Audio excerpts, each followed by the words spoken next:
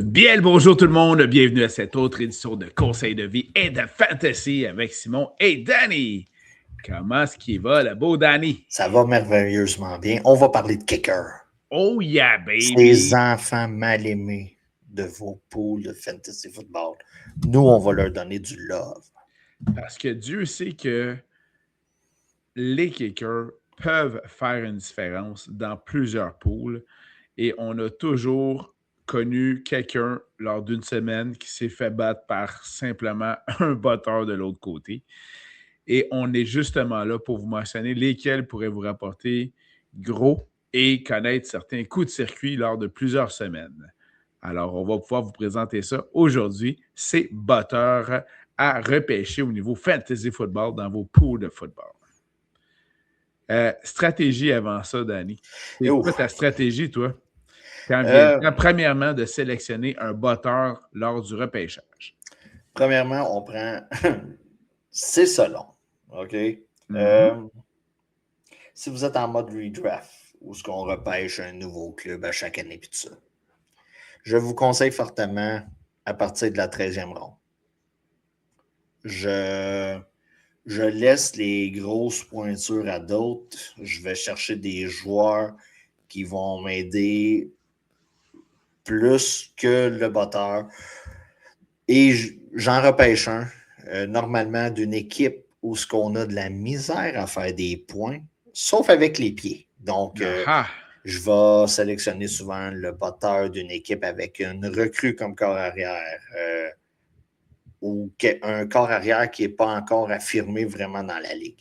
Voir ici, mettons, le corps arrière des Titans du Tennessee. Bon, ben, je vais peut-être aller chercher son batteur. Et en cours de route, je vais m'ajuster avec comment que les offensives vont. Si ma stratégie ne fonctionne pas en début d'année, je vais avoir la mèche courte. Une semaine ou ça deux. se peut, ça. Je vais avoir la mèche courte, on peut se le permettre. Si ton nombre de changements n'est pas comptabilisé ou si tu n'as pas un budget à mettre, écoute, tu peux jouer le batteur à la petite semaine, comme on fait avec les défensives, et tu t'en vas avec ça au cours de l'année. Et à un moment donné, quelqu'un qui va avoir un très bon batteur va le relâcher parce que son équipe est en bye week. Et c'est là que tu vas le chercher. Tu vas le canner pour la semaine qui est en bye week. Tu vas le chaparder. Et tu finis la saison avec. Donc, utilisez dans le fond le streaming, la patience et surveiller le marché des joueurs ou dans vos sections là, de poolers, là, la ligue. Surveillez la ligue.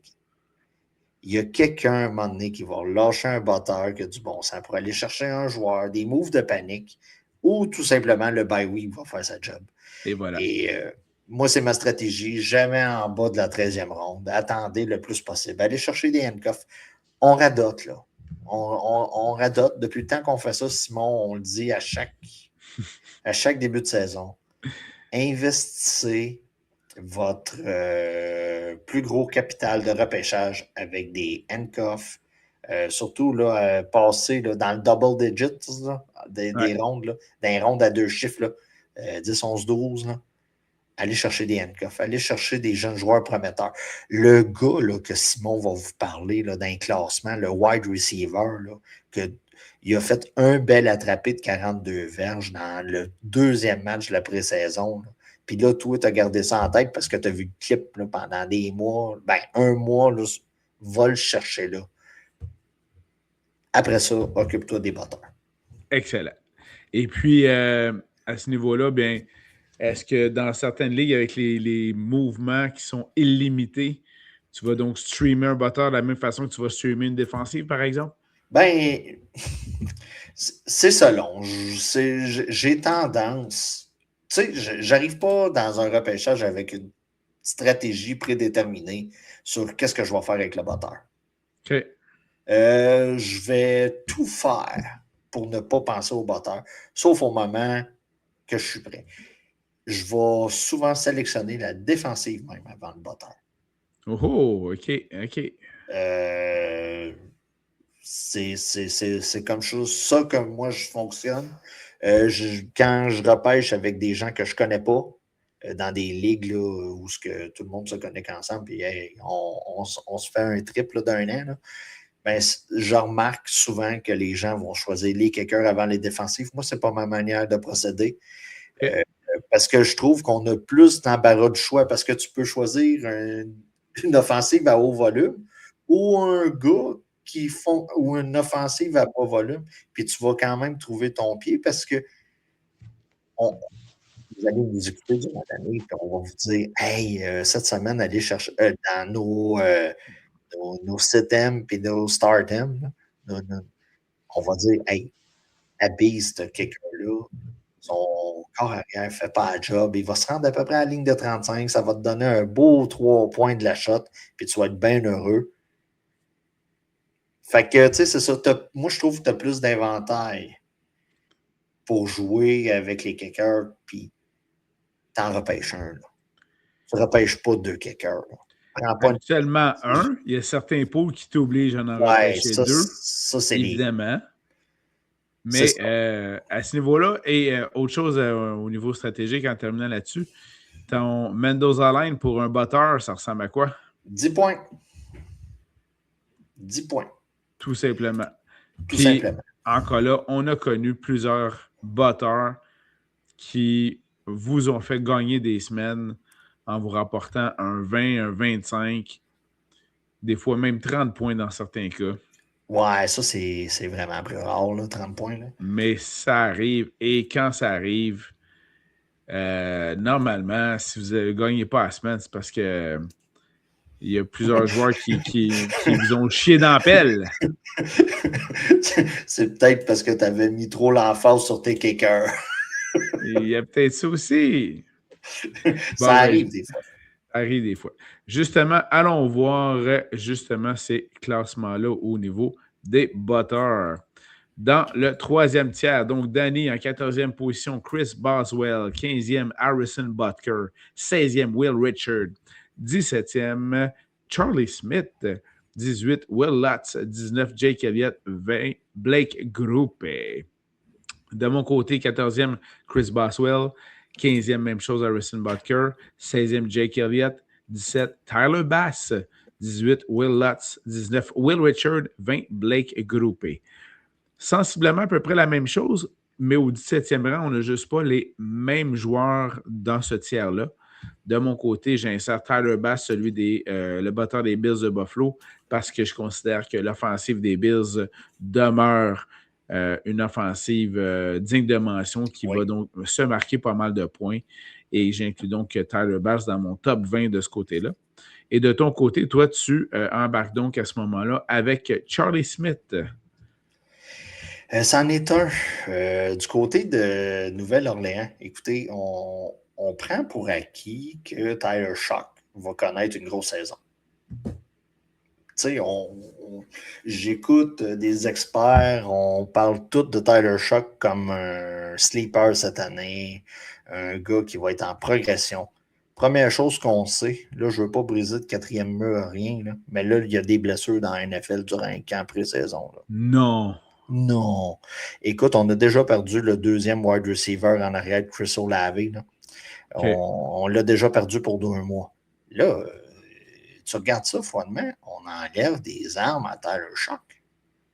Ouais. Donc, écoute, dans ma tête à moi, un corps arrière qui manque d'outils peut avoir de la misère à atteindre la zone de but et c'est là que ton batteur est important. Il n'y a rien qui me met plus hors de moi. On s'entend, là, en grosses guillemets. Là. Oui, on s'entend. On s'entend. On s'entend. La famine dans le monde, c'est pire. Là. Que quand il me reste juste un kicker, puis qu'on marque un toucher. Moi, je veux pas de toucher. Je veux que les points s'additionnent. Donc, j'ai l'impression du côté... Remarquez, là, moi, de la manière que j'y vais 14 en montant, Boswell avec Pittsburgh, avec un Aaron Rodgers vieillissant. Butker, qu'est-ce qui va arriver, là? sais, du côté là, de son équipe, là, Au niveau des Chiefs. On prend pour acquis que. Ouais, mais non, mais c'est ça, là. Mahomes, comment il va revenir? Vous Voilà. avez Kelsey qui est plus badonnant après son mariage qu'avant. Vous avez Richard, on prend tout pour acquis que, sauf moi, là, je l'avoue, Kyler Murray, ça va être mieux que ce qu'on a connu l'an dernier. C'est sûr que ça va être un peu mieux. C'est clair que ça va être mieux. Mais est-ce que ça va être beaucoup, beaucoup mieux? Donc, c'est tout. Moi, c'est comme mon groupe de gars que je streamerais. OK, c'est bon à savoir. Tu sais, je regarde ça. Ça, 14 en montant, c'est des gars que je stream sans problème. Moi, je peux repêcher ces gars-là 14e, 15e ronde dans mon repêchage. Puis je vais m'ajuster en cours de saison avec ça. Excellent. Allons voir le prochain tiers maintenant. Donc, Danny, 7e, Evan McPherson, 8e, Tyler Loop, 9e, Cam Little, 10e, Cairo Santos, 11e, Andy Borregales, 12e, Chase McLaughlin et 13, Jake Bates. De mon côté, en 7e, Kami Fairbairn, 8e. Oh, tu as été haut, lui. Ouais, Eddie Pinheiro. 9, Cairo Santos. 10e, Evan McPherson. 11, Jake Bates. 12, Chase McLaughlin. 13, Andy Borregales. Donc, si moi j'ai Fairbairn et Pinheiro et que toi tu ne les as pas dans ce tiers-là, sans vendre la mèche, j'imagine c'est que tu les as plus haut. Donc, dans le tiers 1 dans ce cas-ci. Alors, c'est une des différences qu'on voit là, de ce côté-là. Fait que j'ai bien hâte de voir au niveau. On sait que la défensive des Texans devrait être très bonne. J'ai bien hâte de voir au niveau de son attaque là, de ce côté-là. Ouais, parce que, tu sais, en toute honnêteté, CJ Stroud, très grosse année recrue. On va le donner, là. Oui, mais par la suite. Ensuite de ça, écoute, 2 saisons, coup-ci, coup-ça. On n'a jamais vraiment été capable d'établir le jeu au sol en plus du côté. Ça ne l'a probablement pas aidé là, du côté de l'attaque. Mais tu sais, Fairbairn devrait quand même avoir son volume. Là. Et j'ai bien aimé tantôt quand tu as parlé de stratégie au niveau des batteurs. J'amène un autre élément stratégique aussi. Vous pouvez également sélectionner votre batteur en fonction de la qualité de votre corps arrière de l'équipe. Et dans le cas d'Evan McPherson, c'est criant. C'est-à-dire que si Joe Burrow joue la majorité de la saison, Evan McPherson va connaître une grosse année, une grosse saison également aussi. C'est en corrélation directe là, de ce côté-là. Alors que quand il n'est pas là, des fois, on y va avec le stratagème. Bon, mais ils n'ont pas de bon carrière, donc ils vont avoir besoin du batteur. Mais n'oublions pas, le carrière fait avancer les chaîneurs, fait avancer l'équipe dans l'autre côté du terrain, puis on a besoin quand même d'un bon carrière pour se rendre et donner une occasion de botter là, de ce côté-là. Fait que voilà pour Evan McPherson. Sinon, dans les autres joueurs, ça se ressemble beaucoup. Borregales, on a à peu près ça à quelques rangs différents. Jake Bates, McLaughlin au même niveau. Santos, à peu près la même affaire. Donc, c'est vraiment Tyler Loop, Cam Little de ton bord et Pinheiro et Fairbairn du mien. On joue dans les mêmes talles. Là. Voilà. Alors, allons voir maintenant le tiers 1. Donc, Danny, numéro 1, et Simon, Brandon Aubrey. Au numéro 2, Simon et Danny, Cameron Dicker. Dicker de Kicker. Voilà. Et c'est mieux que Kicker de Dicker. Oui, il y a ça. Oui. Hein? Ou autre chose que je pensais que tu t'en allais dans cette direction-là ailleurs, mais je suis content que tu ne sois pas allé. En troisième place, du côté de Danny. Je suis quand même un petit garçon bien élevé. Quand même. Merci, Danny. Alors, en troisième place, du côté de Danny, Kami Fairbairn. En quatrième place, Jason Myers. Cinquième, Eddie Pinheiro. Et sixième, Harrison Mavis. De mon côté, troisième, c'était Cam Little. Quatrième, Jason Myers. Cinquième, Tyler Loop. J'espère qu'il va remplacer dignement son prédécesseur, M. Tucker. Et en sixième place, Harrison Mavis. Alors, un petit nouveau dans les noms. Harrison Mavis, qu'on ne retrouvait pas l'année dernière. Non. Harrison Mavis, pour ceux qui se le demandent, là, Donc, le botteur au niveau des Rams dans Ça ce a été cas-ci. quand même l'agent libre du côté des botteurs le plus en vogue, si je peux dire ça. Celui qui vous a fait le plus. C'était le gars à aller chercher, si on parle d'agent libre avec les botteurs. Il y a eu des blessures l'an dernier avec les botteurs. C'est comme à c'est comme à toutes les autres positions. On a des blessures. Et Bevis, du côté des Rams, était vraiment la grosse commodité à ce niveau-là dans les poules de 2025. Ouais. Puis là, ben, dans ce cas-ci, on a donc un poste partant là, du côté des Rams avec Mavis, évidemment avec une défensive et une attaque qui promet du côté de Los Angeles, de la division ouest de la nationale. Donc, Mavis est devenu un nom assez important. Merci. Vous retrouvez des noms qui sont dans nos classements sont des gens qui ont très bien performé au cours de l'année dernière. Juste à titre d'indication, l'an dernier, écoutez, le meneur au nombre de points, ça a été Jason Myers du côté des Seahawks. Puis quand on parlait de Mendoza Line, j'y vais avec le 10 points. J'avoue que je suis très, très, très sévère avec les botteurs parce qu'en moyenne, un bon botteur va vous faire à peu près 7 points par semaine, 7-8 points. Dans des standards, parce qu'il y a tout le temps des pointages un peu loufoques là, dans certaines ligues, mais dans une ligue où le pointage est plus conventionnel, où ce qu'on suit les standards, les settings des applications dans lesquelles on joue. Bon, ben c'est ça. Environ 7-8 points, là, c'est pas mal la base. Fait que vous aviez Myers du côté des Seahawks, vous aviez Farburn, vous aviez Aubrey, Dicker, Little. Donc, vous voyez, là, on joue encore dans les mêmes eaux cette année. Et ces gars-là vous ont fait environ 10 points là, en moyenne là, par semaine. Exact. Donc, tu sais, quand je disais Mendoza Line de 10, là, j'y étais un peu sévère. Vous avez ici le tiers 1 officiellement. Par contre, perso, vous avez pu voir, là, il y a consensus sur les deux premiers. Oui. Bref, vous avez la chance de repêcher en premier un batteur dans votre ligue. Et bien là, vous ne pouvez pas vous tromper. Là. Braden Aubrey, Cameron Dicker, deux excellents choix. Allez-y avec ça. Pour le reste, ça demeure des bons batteurs, mais on a plus de chances de coup de circuit. Le plafond est plus haut avec ces deux premiers batteurs-là, bien évidemment. On vous rappelle, début de saison, ça va moins toucher vraiment les batteurs. Surveillez les conditions météorologiques de vos affrontements. S'il y a de la pluie, s'il y a de la pluie, ça peut être touché. On va avoir de la difficulté à faire avancer le ballon, mais le batteur a plus de chances de manquer sa shot.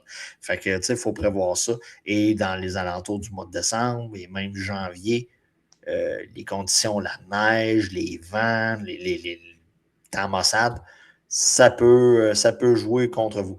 Donc, si vous allez chercher Aubrey, puis vous savez qu'il joue au minimum 8 matchs dans un stade, que la seule affaire qui peut y arriver, c'est avoir le soleil d'en face vers 4 heures de l'après-midi, dites-vous que c'est quand même pas si pire. Quand même. Mais c'est ce qui risque d'arriver quand même aussi de ce côté-là. Ils n'ont pas trouvé... Ils n'ont pas encore été voir papa chez les stars, du Québec. Là. Tu sais, parce qu'il faut se dire, du côté de Dallas, on a fait des stades. Là. Et puis même des stades de baseball, la mode est avec une fenestration sur les côtés. Là. Mm-hmm. On n'a juste pas pensé du côté de la famille Jones de demander aux architectes, y a-t-il possibilité de regarder le sens que le soleil va par rapport à la fenestration? Voilà. Léger détail. Léger détail. Donc, lunettes de soleil à partir de 4 heures pour Brandon Aubrey. Voilà. Merci beaucoup. Voilà. Et puis, ben voilà, c'est ce qui met fin donc à notre classement. Étonnamment, nous avons fait 20 minutes avec Oui, Des parce qu'il y a boteurs. toujours de la stratégie, peu importe la position en fantasy football, et on se fait un devoir et un plaisir d'en parler. Et justement, vous avez des questions ou des commentaires, n'hésitez pas. Notre page Facebook, notre chaîne YouTube, on est également sur Spotify, bien sûr, toutes les plateformes de podcast. N'hésitez pas à nous écrire, poser des Vous questions. n'avez pas parlé de mensuration pied. Est-ce que ça peut jouer sur le botté? On va juste essayer de ne pas faire comme le botteur des Giants, c'est de ne pas s'enfarger quand il y a un botté, puis le reste, on va être correct. Ça, c'est un peu une petite déception pour moi. Young Hoku, Ouais, qui a hein? été pendant quelques années le Oh, nom oui, que un j'aimais, des studs, là, un des un des studs. Là. studs et le nom que j'aimais le plus mentionner Ouais. sur le podcast, tout simplement parce que c'était une Young Hoku. Et on ne le voit pas cette année. Non, en effet, et pas sûr qu'on va le voir beaucoup non plus. Ben, il a fait son argent. Ah, ça oui, il le faut. Il l'a fait. Alors prochain classement, Danny, si je ne me trompe pas, on va donc pouvoir se reparler, notamment des receveurs de passes. On arrive dans le Top 40. dans le top 40, du gros stock. On se prépare pour un gros podcast. Alors, on est en train d'affiner les listes de ce côté-là. Et on vous présente ça très bientôt. On a bien hâte de vous en parler. On Alors, attend que tout le monde se blesse pour sortir le 3e et le 4e dans chaque club dans la voilà. hiérarchie. Et comme ça se blesse beaucoup, ben c'est bien parti pour que nos listes soient à jour. C'est parfait Ou de ce des côté-là. suspensions que peut-être c'est dans l'air. Voilà. Mais finalement, ça n'aura plus lieu. On est là-dedans. Là. Exactement. Donc, on a bien hâte de vous en parler. Alors, demeurez à l'affût de nos différentes publications. Et si vous nous suivez, donc, n'hésitez pas à suivre, donc, à pouvoir activer les notifications. Et ça va donc vous informer lorsqu'on va donc publier plusieurs de nos classements de ce côté. Trouver Danny? un moment pour enregistrer le podcast quand que tout le monde dort. Et voilà, exactement. Toujours intéressant. Ou pour le visionner, bien sûr. Danny, toujours un plaisir. Merci à toi. Alors, prochaine fois, on se parle des receveurs de passe. pour que les gens nous voient. Voilà, exactement. Alors, bien hâte de te Quand on n'a retrouver. pas la face à Simon, il faut travailler plus fort. Ah, qu'est-ce que tu veux? C'est la génétique. Ouais. Merci beaucoup, mon cher Danny. Prends soin de toi. Bien hâte de vous retrouver. Alors, à la prochaine, tout le monde. Bye bye. Bye bye.